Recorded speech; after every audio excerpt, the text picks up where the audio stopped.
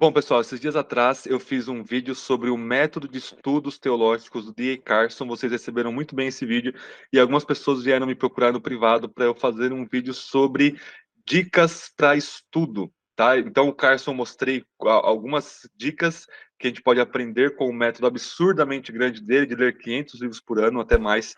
O que a gente pode aprender com isso, né? Existe uma singularidade de vocação do Carson, mas existe uma aplicação de esforço da nossa parte. E eu gostaria de gravar, então, 2 vídeos com 10 dicas para vocês sobre como estudar teologia que se aplica tanto ao básico, intermediário e avançado, quer você esteja antes do bacharel, no mestrado, numa pós ou no doutorado. Essas dicas servem para vocês aí. Não são dicas absolutas, não são as únicas dicas que existem, mas são dicas que eu não ouvi quando estava começando meus estudos teológicos, acabei descobrindo por conta própria, e é o que eu gostaria que alguém tivesse parado para me falar, no mínimo, pelo menos um vídeo, ou pessoalmente aí.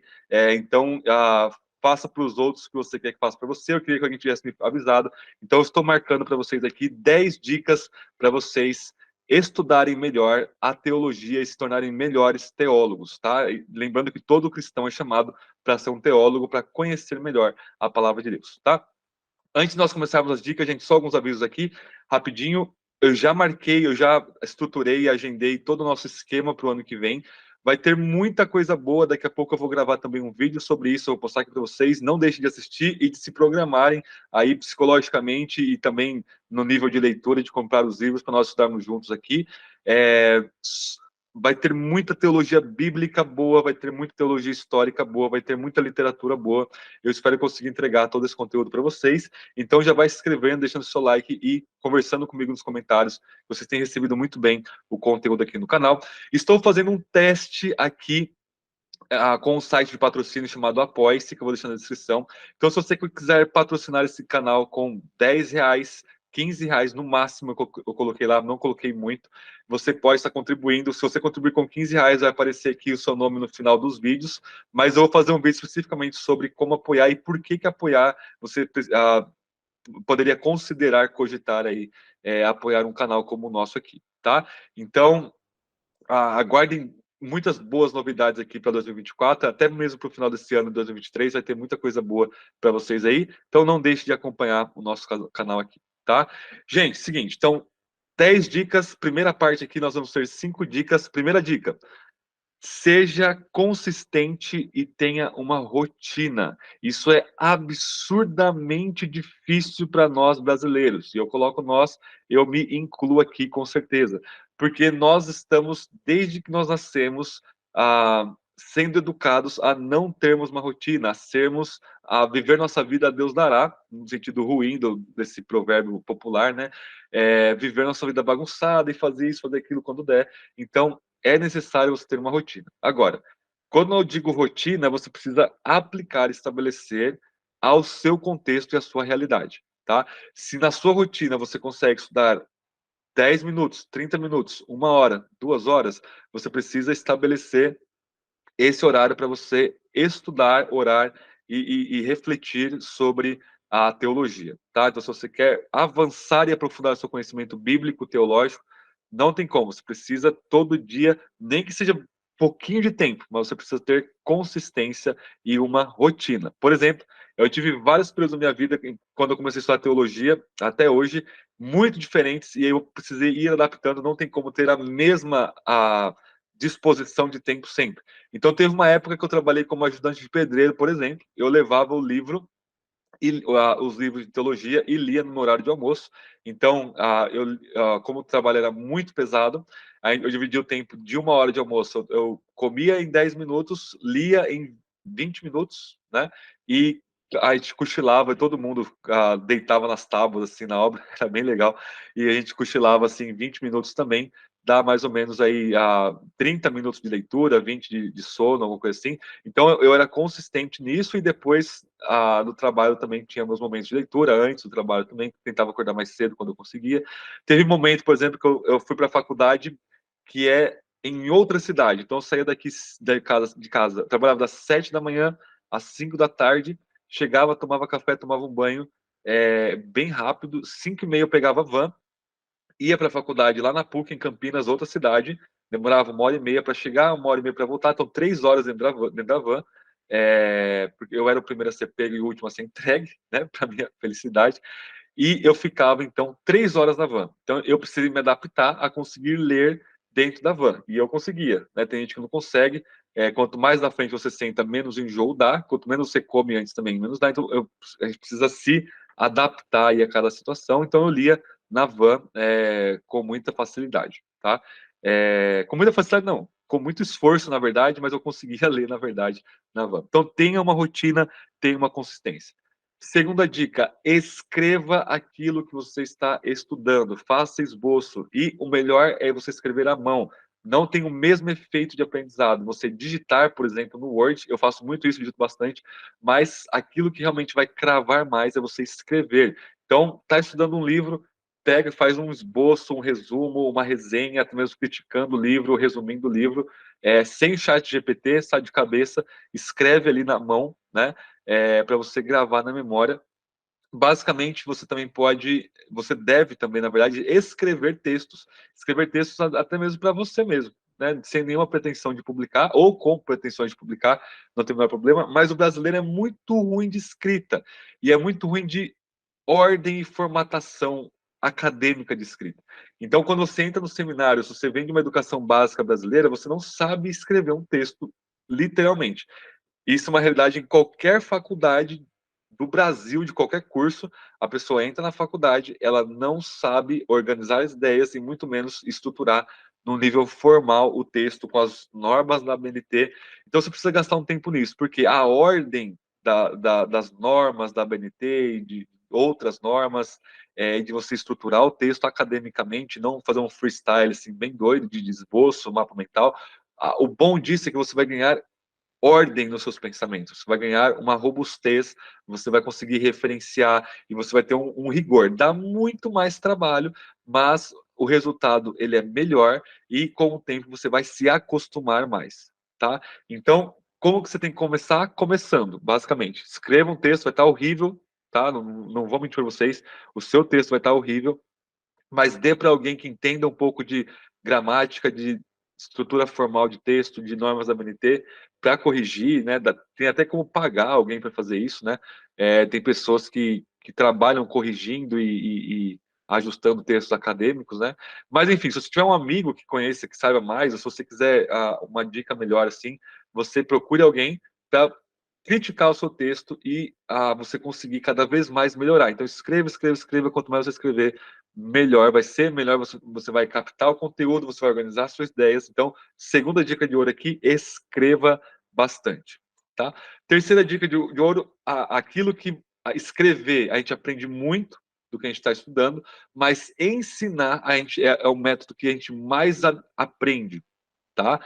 Eu não saberia o que eu sei de teologia hoje se eu não fosse chamado aí por alguns seminários a lecionar áreas que eu não tinha um conforto. Eu tinha um conhecimento das áreas, mas eu não tinha assim uma atualização. Quando eu sou chamado para ensinar uma área que não está um pouco longe, um pouco no meu interesse de estudos, né? Eu aceito e eu vou ali destrinchar de estudar aquela área até eu conseguir ali um nível de ensino, um nível de docência, quer seja na graduação, na pós-graduação, para ensinar.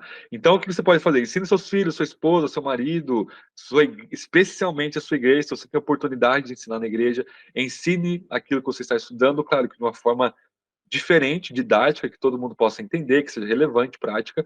Você não vai aplicar uma tese de doutorado na igreja, mas você pode pegar interpretações interessantes, por exemplo, de um nível mais avançado e trazer mais palatável para a sua igreja. Então, ensinar é uma das melhores formas de reter conhecimento.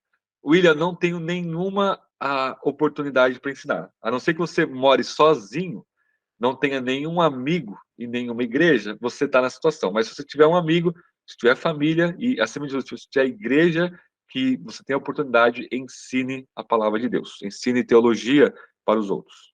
Tá? Quarto lugar, gente, conheça o todo. Conheça a floresta antes de conhecer cada árvore. O que eu quero dizer com isso?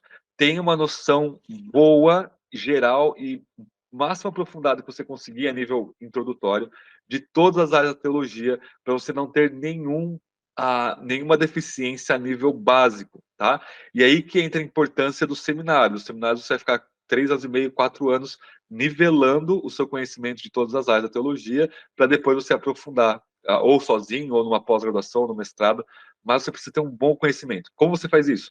Pegue bons livros de cada área, pegue um bom livro de teologia histórica, pelo menos um, e vai do começo ao fim, mas pelo menos uns 2, 3 aí de cada área seria interessante.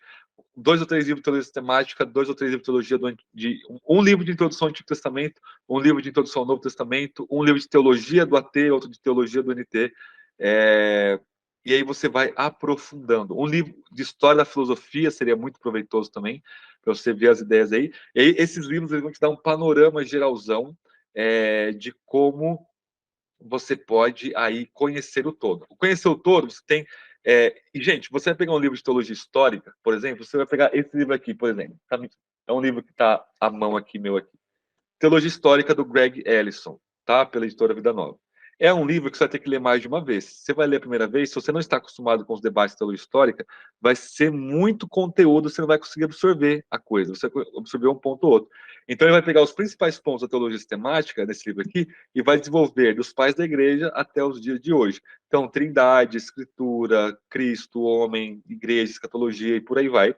Ele destrincha isso aqui. Você não vai conseguir reter tudo numa primeira leitura, mas faça a leitura o máximo cuidadosamente possível, tentando reter o máximo, escrevendo, ensinando, passando o que você está conhecendo aqui para outras pessoas, e aí você tem uma base bem legal de teologia histórica, depois você vai revisitar ele, e aí o que acontece? A partir dessa base, você vai se aprofundando aos poucos. Então, você que vai conhecer os pais da igreja, aí você, ok, agora eu vou começar a ler os pais da igreja, eu tenho aqui em cima, né, 2 volumes aqui, mas tem um espalhado aqui pela biblioteca, né, pelas estantes. Vou começar a ler os pais apostólicos, vou começar a ler os pais apologistas, vou começar a ler um pouco de Agostinho. Olha, estudei período medieval, fiz um panorama aqui do período medieval. Vou começar a estudar um pouco Anselmo, vou começar a estudar Tomás de Aquino. Eu dei um geralzão aqui na história da Reforma, então vou pegar um livro de Lutero, vou pegar a Instituto de Calvino, por exemplo, o comentário de Calvino, para ler, e por aí vai. Então, você, a partir do todo, você vai aprofundando a cada parte, tá? Por quê? Porque se você fazer o caminho inverso, é embaçado, é complicado. Por quê? Você não conhece, por exemplo, a história da igreja como um todo, panoramicamente, e você não conhece até mesmo toda a história da patrística. E aí você vai se aprofundar em Justino Mártir, por exemplo. Você vai ter uma visão muito atomizada e talvez até mesmo reducionista de Justino Mártir, do que se você gastar um tempão aí no panorama, aí você vai conseguir localizar os escritos de Justino Mártir dentro do seu contexto histórico, como ele foi usado depois, por exemplo, quais são as bases, como Justino dialoga com Platão, com os estoicos, ah, e por aí vai, tudo bem? Então, quarta dica, conheça o todo da teologia. Você precisa gastar dinheiro e vai precisar gastar bastante tempo e bastante esforço, mas vale a pena demais, tá? Se vocês quiserem que eu faça um vídeo sobre por que e como e quem deveria estudar no seminário, deixem aqui nos comentários que eu falo para vocês. Quinto e último lugar, difícil isso aqui, mas estudem as línguas originais, tá? Separem um tempo, que qualquer tempo seja 10 minutos, 20 minutos para hebraico, 10 minutos, 20 minutos, 30 minutos, 1 hora, sei lá, se você conseguir, né? Se você tiver um tempo aí legal, para estudar grego, tá? Sem o hebraico e sem o grego, você não vai para lugar nenhum. Você pode ser um expert em teologia histórica, mas no debate de teologia, você não sabe nada de grego, por exemplo, qualquer pessoa que saiba alguma coisa de grego vai te colocar no chão. É claro que isso não é, o nosso propósito não é ganhar debate, não é deixar os outros no chão e tudo mais, mas o ponto é que você vai ter uma deficiência muito grande na sua teologia. Então, conheça as línguas originais e as línguas originais estão acima, o grego, o hebraico e o aramaico, porque são as línguas da Bíblia, mas uma língua tão importante quanto a nível de estudo é o inglês. Você não vai para lugar nenhum na teologia se você não saber inglês. Por quê? Ainda que as editoras brasileiras são maravilhosas, estão produzindo muito, né? Mesmo em meio à crise que nós estamos, comprem livros em português, mas todo o debate hoje da teologia a nível avançado está em inglês. Até mesmo para você estudar hebraico e grego a nível intermediário e avançado, você vai precisar ir para as gramáticas em inglês, porque em português você só tem nível básico por enquanto, tá? Espero que esse quadro reverta em breve, mas eu espero que vocês estudem inglês. Então você tem que gastar um tempo com. Talvez, eu não gosto de inglês. Não tem problema, você não vai fazer só o que você gosta da sua vida. Você já é adulto, você precisa fazer o que você precisa fazer, né? Então, estudem línguas, estudem linguagem humana, especialmente aí, o grego, o hebraico, o aramaico, se der, também é importante, e o inglês no mínimo, tá? Isso é o mínimo do básico, né? Então, isso se aplica, todas as regras se aplica do básico até o avançado da teologia, tá? E no vídeo que vem eu vou fazer as mais 5 regras para completarmos as 10 regras aqui. Então, se você gostou do vídeo, conversa comigo aqui nos comentários e, de novo, não deixe de deixar o seu like, compartilhar esse conteúdo com mais pessoas, ativar o sininho para que vocês. Eu sei que tem muita gente, o YouTube me avisa que tem muita gente assistindo e não é inscrito. Então, se você está recebendo conteúdo, recebendo o nosso trabalho aqui, considere retribuir aí, se inscrevendo no canal e compartilhando esse conteúdo com mais pessoas, para que mais pessoas tenham um método e um conhecimento bíblico e teológico mais aprofundado. Então é isso, pessoal. Até Deus abençoe. Até o nosso próximo vídeo, onde nós vamos ter mais 5 dicas aí de como estudar teologia do básico ao avançado.